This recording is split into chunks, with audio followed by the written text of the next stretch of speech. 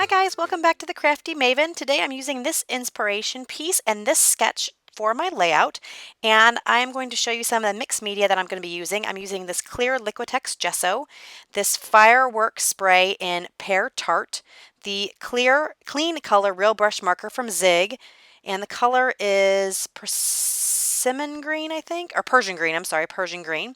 And so that's what I'm going to be using. So first I'm going to take the clear gesso, and the reason I'm using clear is because the cardstock I'm using is a cream instead of a white, and so I didn't want to have the white gesso on top of it because I wanted that creamy look, because a lot of the colors in my collection have that cream base to them.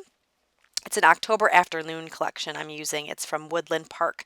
So I decided to use a clear gesso so that you could see the color of the cardstock underneath. And so I'm just using the packaging technique with the fireworks spray. That fireworks spray, it came in a 3-pack that I got from Joann's quite some time ago, and it does have a little bit of shimmer to it. And like I said, I think I mentioned it was Pear Tart is the color. So I dried that up, and now I'm going to start adding my paper strips like the sketch. And the paper collection is really, really pretty. I love this Woodland Park paper collection from October Afternoon. I pretty much like everything October Afternoon, but I really, really like this one a lot. It's probably one of my most favorite collections I've ever picked up. The colors in the collection are just so bright and vivid and just saturated. I don't know, I just really, really love this paper collection. So I was pretty excited that the inspiration piece had the greens, or sorry, the blues in it, because I don't have a whole lot of stuff. I think a lot of collections that have this dark blue, but I just absolutely love this one. So I think it was perfect for the inspiration piece this week. And then I am also taking the nature part of the inspiration piece because the Woodland Park is a very kind of nature inspired collection. I'm also have a picture of my 3 dogs at the park. So you'll see that picture in a little bit after I kind of figure out how I want to do this background. So now I just cut my paper into strips. I was going to use that floral paper right there, but I'm going to end up flipping it over and using the other side. I just didn't really like it. It was too much pattern. It was too busy for me. So I thought this one, even though it is a busy pattern, it was more muted. It looked more of like a solid. So if you squinted your eyes, you can kind of think and see it as a solid as opposed to just a lot of colors. And I thought that worked better with this page. I decided that the strips were a little bit too wide. It was covering up too much of the mixed media that I put in the background, and I wanted to have a little bit more peeking through. So I ended up cutting the strips in 1.5 inches wide, I believe, and I believe the length is 10 inches long. So now I'm just adding a little bit more of that green spray because it wasn't peeking out around the edges as much as I would like. So I'm just spraying more on that packaging and then putting it down. And then I will end up drying this up with my heat tool. And then once it's dried, sorry about that. I thought I cut that out for you. Once it's dried, then I'm going to start adding in some other colors on the background, and we're going to see that in just a couple minutes. So I keep placing these strips, trying to make sure that what I have in the background is going to show through enough, and I'll pick this up and down a couple times before I make sure it's going to work. Oh, and before I go to the next color, I am going to cut this banner piece out of this really beautiful blue kind of damask looking paper. I really like this paper. So I cut this strip down to about 10.5, I believe, and I trimmed out the edges to make like little fishtails, just using my scissors and eyeballing it as much as possible. So that is going to go there, and that's just going to be a good anchor for my picture to sit on in a little bit. Now I'm looking through some things. I want to make sure I put a strip at the top like the sketch has, but I'm trying to figure out which paper is going to work the best. And what I'm going to end up settling for is a strip that comes on the sticker sheet that's kind of the same. It is the same green pattern at the bottom of that strip, but it's cut out into kind of like a sawtooth pattern. So I'll be getting that in a little bit. So because I couldn't figure out what I wanted to do at the top, I decided to move on to the picture to get that situated. Sometimes if I can't figure something out, I just move someplace else in the layout to make it work. So I decided to go and look at the picture trying to figure out how I wanted to lay it. And instead of keeping this 4x6, I decided to kind of make it a skinnier, narrow picture. And in the sketch, there's actually 2 pictures that I believe are cut into squares, but the pictures I had, it wasn't going to work. So I ended up just choosing this one 4x6 and then just trimming it down. And I would say the strip is about 2 inches wide, but I wasn't measuring, it was just kind of eyeballing, but it's about 2 inches. And so I thought this needed some separation from the layout, so I'm just mounting it on some cream colored cardstock just to separate it from the different layers because I thought it was blending in a lot with the green of the grass and the green paper that it's kind of sitting on. My paper trimmer is getting a bit dull, so I'm just trimming off the little fuzzy edges to make a little bit cleaner picture. And I'm going to ultimately pop this picture up. I didn't really like how it was laying flat, so you're going to see me popping that up shortly after I decide where these strips are going to go. And so now I'm going to start adding in that blue color. That's the Persian Persian blue, I think is what I said. Something like that. I showed it at the beginning, but this is those real or clean color real brush markers. They're just really, really cool. The tip is actually like a brush. It's not like a felt tip or anything. It's like actually like a paintbrush. And the ink that's in it is a water-based ink. It's a watercolor. So they work awesome. Awesome, awesome, awesome on watercolor paper or any kind of paper that's been primed.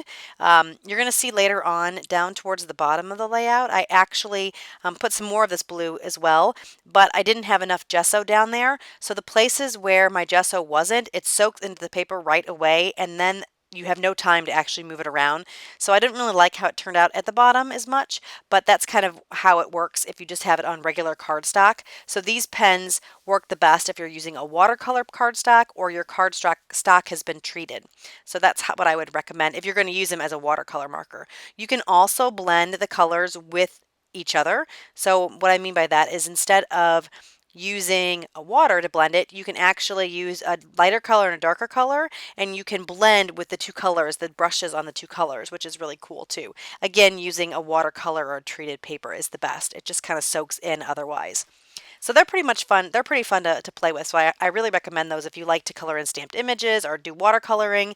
If you like, instead of using colored pencils, this gives a lot more vivid color than colored pencils does. So those are some options. And you can kind of see there where I'm putting it. Some of the spots don't blend in quite as well. Or actually, I'm going to do it now. Yeah, this is the spots. Some of the spots here are not blending in as well. See where I'm trying to go over it? That is because the paper wasn't treated right there. So I was kind of bummed out. I didn't really like how that specific spot turned out, but you know, it's okay. I did a lot of work on this background. I'm just going to go with it. It's no big deal. So now that that's all dried up, I'm going to start placing these strips. And I decided before I did this that I wanted to ink them all up in the Walnut Tim Holtz ink.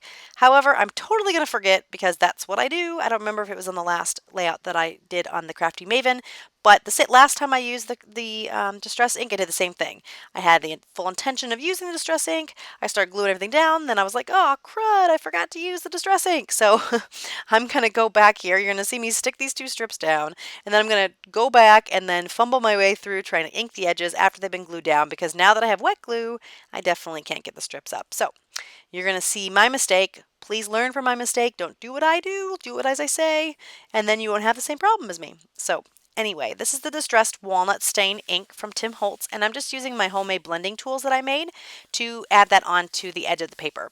And again, because I had the background a little busy and these strips were a little busy, I wanted to have some separation between the different layers. And I think inking the edges really gives you that separation that you wouldn't get otherwise. And it kind of gives you a more finished edge. So I just really like how this looks, and I think this paper collection lends itself to having this darker walnut distressed ink stain. I really like how this turns out.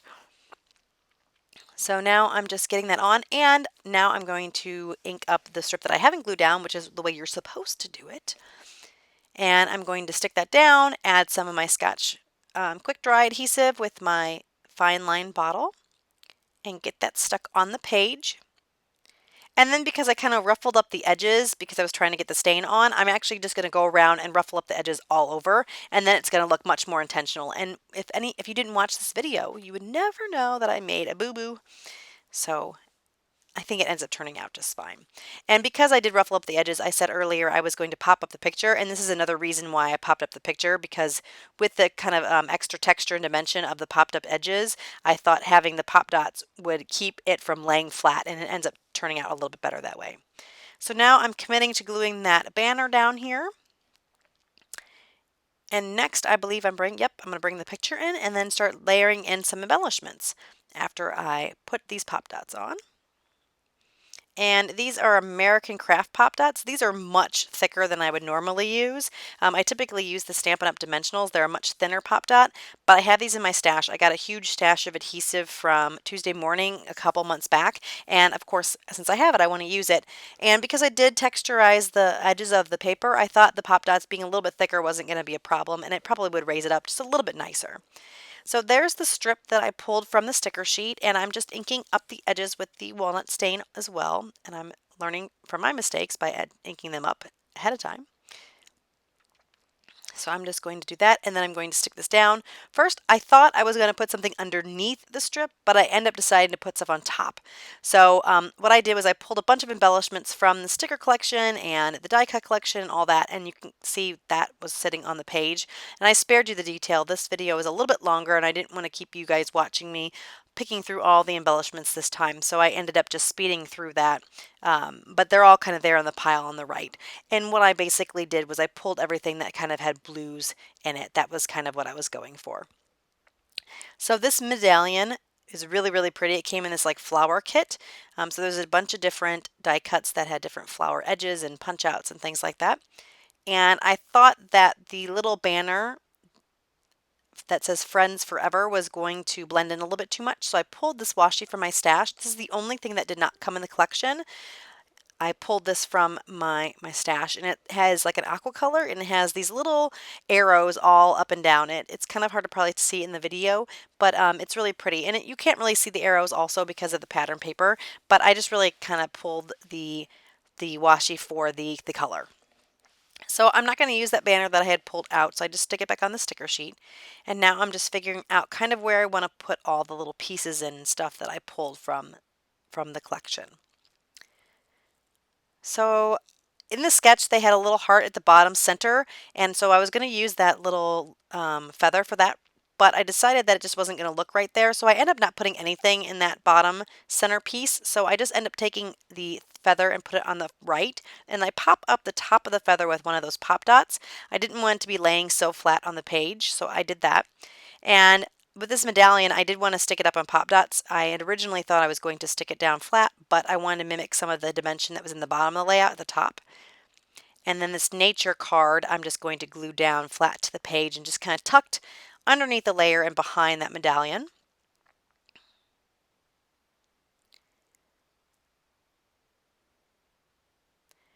And so now I'm just going to be sticking this medallion down. And once I do that, I'm going to add a little banner that says Friends Forever. And I'm just going to glue down the left-hand side of the banner because I'm going to have it sticking off the medallion just slightly. And because it's on pop dots, I didn't want to have any adhesive on it. So now I'm going to glue this heart over here by the feather and then add some more washi tape to the bottom of the picture and then the top of the picture. I wanted to tuck it under, it just wasn't working, so you can see me fiddling with it, and I ultimately decide, you know, this isn't going to work. So I just stick it down in a different location, which is right underneath the picture. And then I'm going to add some to the top kind of left area of the picture to anchor some of the embellishments that I'm going to put down in just a few minutes. So next I'm going to stick that little heart right there, just using my adhesive gun.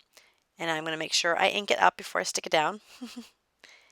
And then I'm going to fiddle around with some of the other embellishments, trying to figure out kind of where I want to tuck the different pieces. And so those buttons are going to go in the top and the bottom clusters. And now I'm going to take the little bluish label from the sticker sheet. Oh, first I'm actually going to try to put this phrase on, but it's just not going to work. It's not quite the right color, and I just didn't like how it was laying. I mean, the green is the right color, but it didn't like how it was blending in with the green of this bottom strip, so I just went with a different idea. So I'm going to stick this little label, inking it up and then sticking it down, and what I'm going to end up putting on there is the date a little bit later on in the process. Now I am going to start gluing down these buttons, but first I want to tie some twine in the buttons.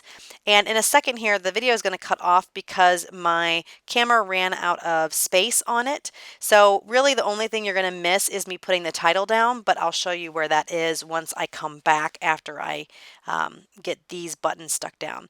And like I said, you're going to miss me sticking these buttons down in the title, but That's about all you really miss. And I'm using glue dots to stick the buttons down. I find that that's the best adhesive for this kind of embellishment. And the twine is just a tan and white baker's twine. So I'm just threading that through and tying tiny little bows in each one of them. I can't have either a tag or a button without strings, so I always had to put something through them, and this is no different.